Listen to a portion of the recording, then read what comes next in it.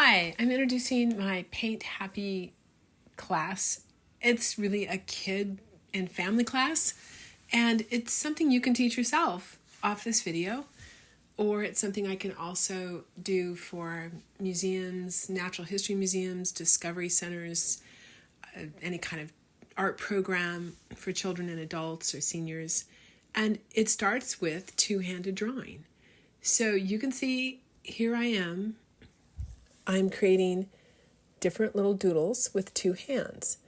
And in class, I'll guide you into whatever you might be interested in. But you can see how using two hands, one color on each side, really makes drawing easy.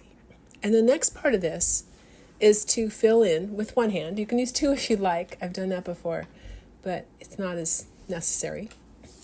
And the two hands really bring your brain into a place where you can kind of drop into an image. And then when you're done, and you can fill it in just like you would coloring in a crayon book. And each image will be something that you like. So in this particular case, I'm working on 3 at a time. You can work on 1 at a time. But for demos purposes, I'm just showing what it's like to do 3 different things. One's a little bear cub, a portrait, and a flower pot.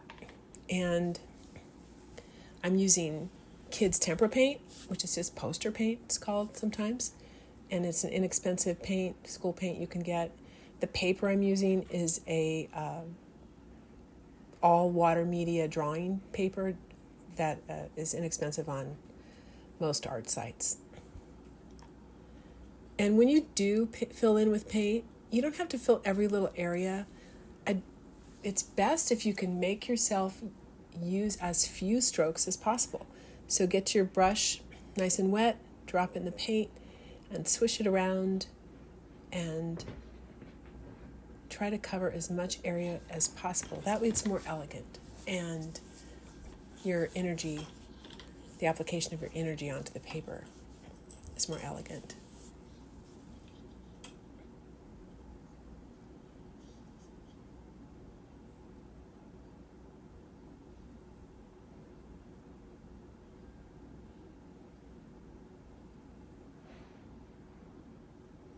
You'll see that I'm kind of poking around with different colors, adding a little white, a little black, and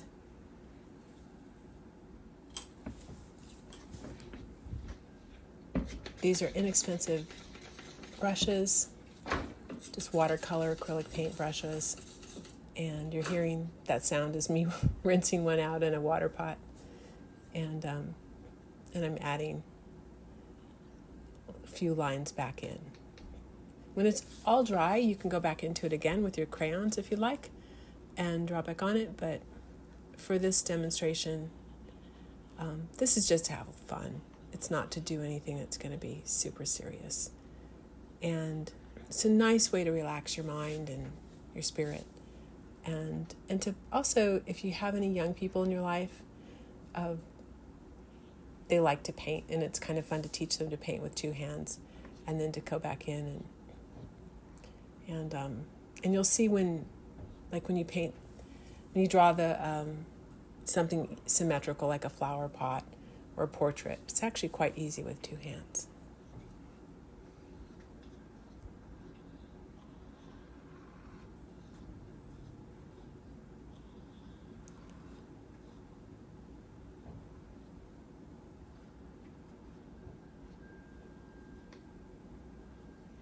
So they're putting the little claws on the bottom of the baby bear's feet. And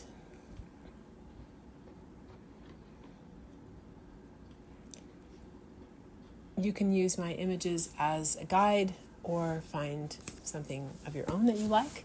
It is important that you start drawing it with 2 hands. So try to find something that's symmetrical. So that means, roughly like it's a face. It has an ear on one side and an ear on the other, and the little bear cub is seated so that his or her arms and legs are kind of in the same area roughly. And the owl is very symmetrical, as is the raccoon. And then pick any colors you want. You don't have to follow any of my colors, but just pick whatever you like and paint it in as you like. And then when you're done, go to the next piece. If you can do one piece after the other, you learn so much faster than if you spend a lot of time on one piece. You can actually learn much faster if you embrace any kind of what you might think of as a failure or a mistake. It isn't. It just is what happens when you paint. But if you can encourage that by doing more than one painting at a time or one right after the other, you'll be really happy with the results. This one's fun. I just came up with just a doodling a little guy.